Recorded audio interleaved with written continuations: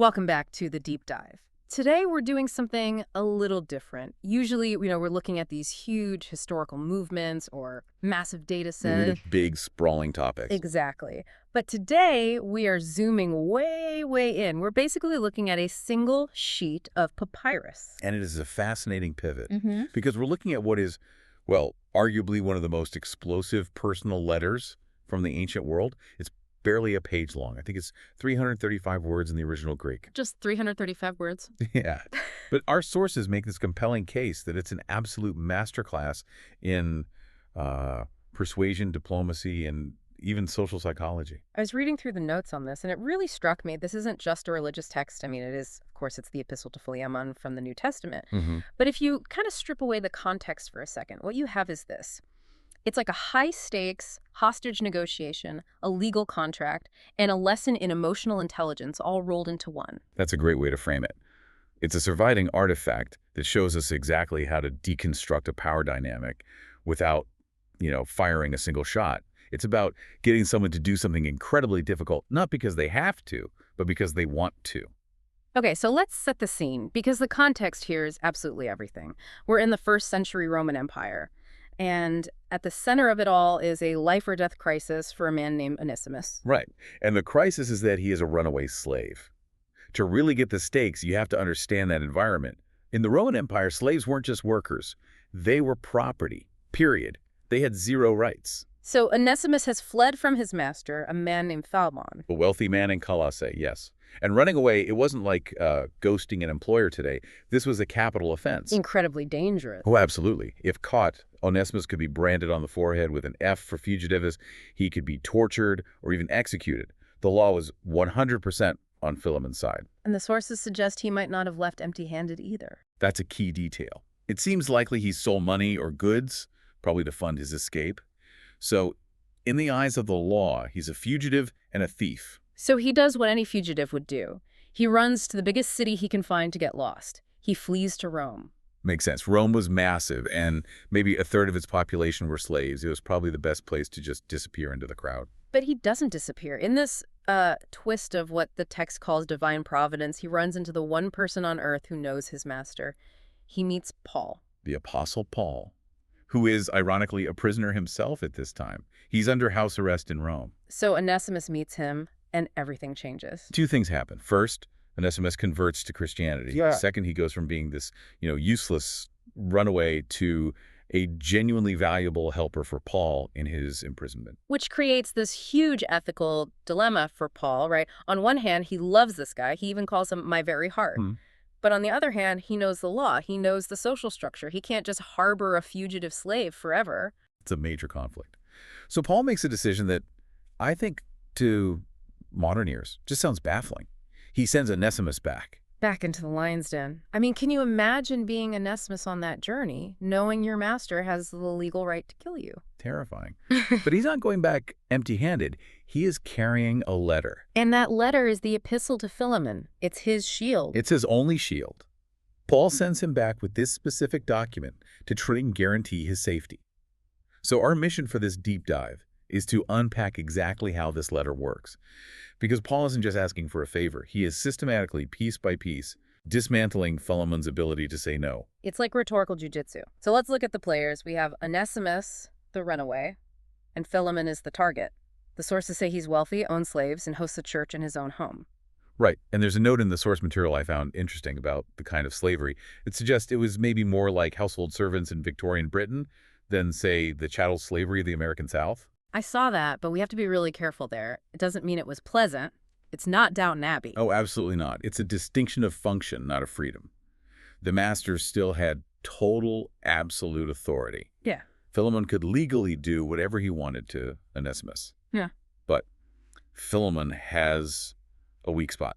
Which is? He's a convert of Paul's. He owes his entire spiritual life to the man writing the letter. And that is the ultimate leverage point. Okay, let's get into the letter itself, because the strategy is just brilliant. It starts with the address line. Yes. This is the first move. Yeah. A private letter would be to Philemon, but Paul doesn't do that. No, he addresses Philemon, but also Aphiar's sister, who is likely his wife. Probably the one who managed the household slaves. Yeah, Archippus, maybe their son or a minister, and then the killer line. And the church that meets in your house. He makes it public. It's the ancient world's version of hitting reply all. Exactly. If it were a private note, Philemon could read it, get furious, punish Onesimus in secret, and no one would ever know. Right.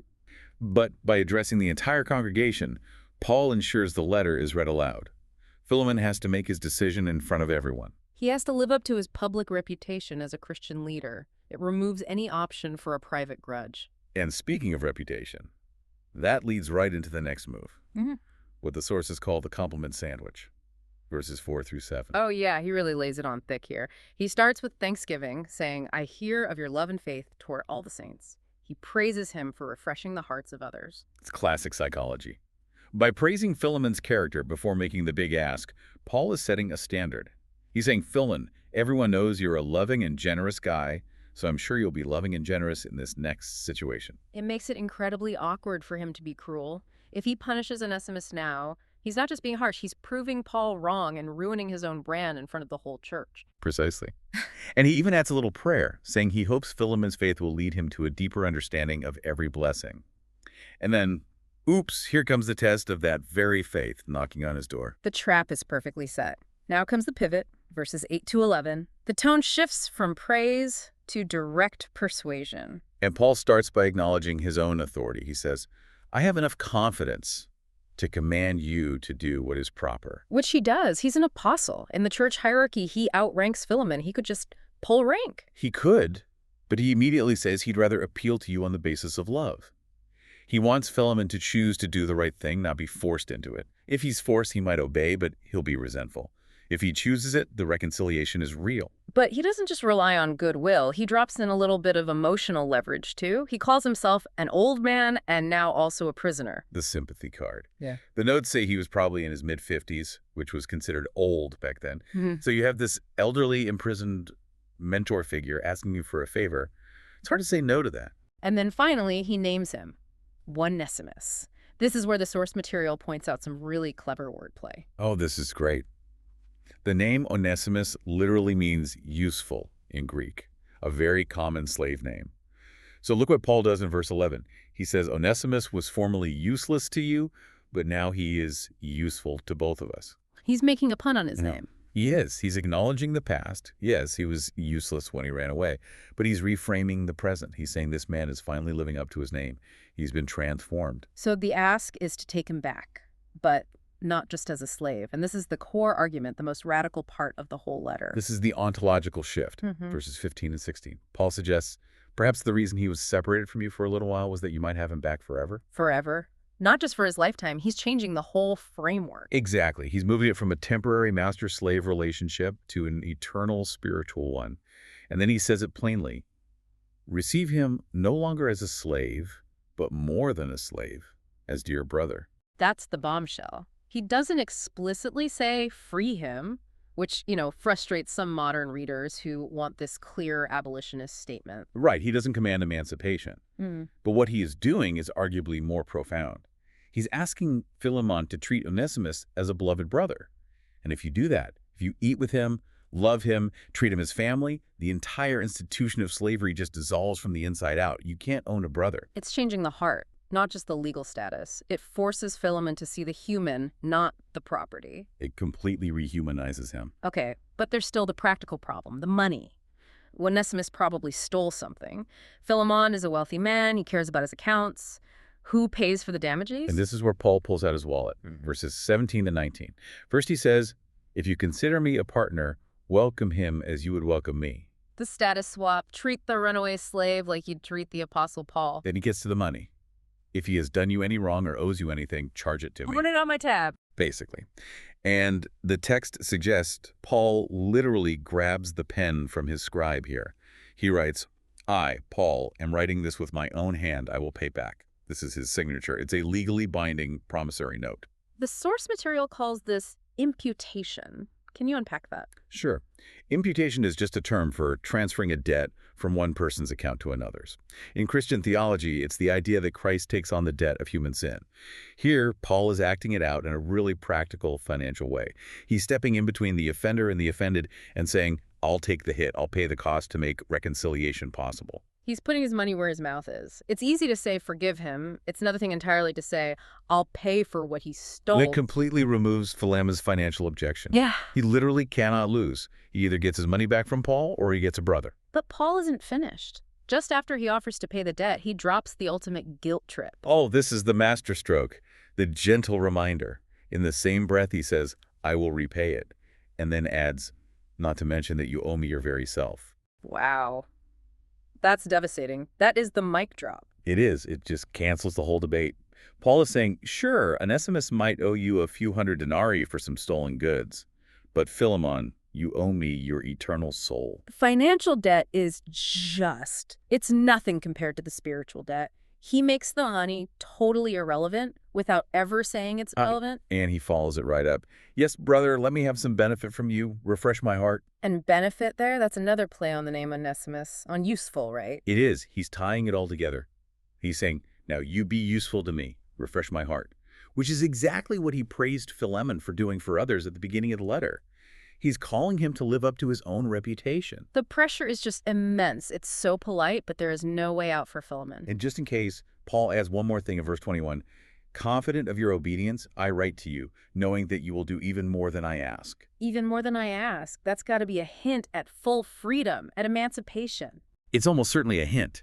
He doesn't command it, but he's strongly implying that a truly obedient, spiritually mature response would be to go the extra mile. And then the final move, the cherry on top, verse 22. By the way, prepare a guest room for me. The accountability check. Right. He's saying, I hope to get out of prison soon, and when I do, I'm coming to visit. I'm going to check on your progress. Philemon knows that eventually Paul is going to show up at his house. And if Onesimus is back in chains or being treated poorly, that is going to be a very, very awkward dinner. It guarantees that Philemon acts now. So the big question, we have this incredible document with all these layers of persuasion. Did it work? Well, we don't have a diary entry from Philemon, but the historical consensus is yes, it absolutely worked. And the proof is that we have the letter itself. Exactly. Think about it. If Philemon had read this, gotten angry, and punished Onesimus, he would have burned the letter. He would have destroyed the evidence of his disobedience to the Apostle Paul. That makes perfect sense. The fact that it was saved, copied, and circulated means he must have accepted it. He embraced the message. Right. He likely forgave Onesimus. And this letter became a testimony to that reconciliation. And notice Paul lists all those other names at the end. Mark, Luke, Demas. It's a final reminder. By the way, the whole leadership team is watching. It all comes back to that communal pressure. So what's the big takeaway here? I think the source material puts it beautifully. Christianity in this text isn't shown as a way to escape your past. Onesimus had to go back and face the music. He went back, but he went back transformed, with a new status. It's about facing the past to rise above it through reconciliation, not just avoidance. The dynamic is totally changed. It's just such a powerful model. True reconciliation costs something.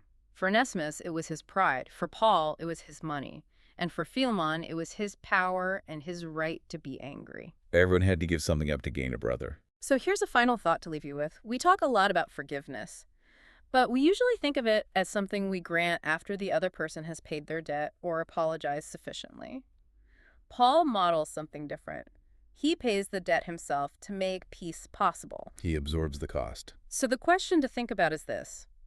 Is there a conflict in your life where you're waiting for the other person to pay up, when the only way forward might be for you to be the one who absorbs the cost? That's the hard question. It's the difference between being right and being reconciled. Thanks for listening to this deep dive. We'll catch you next time.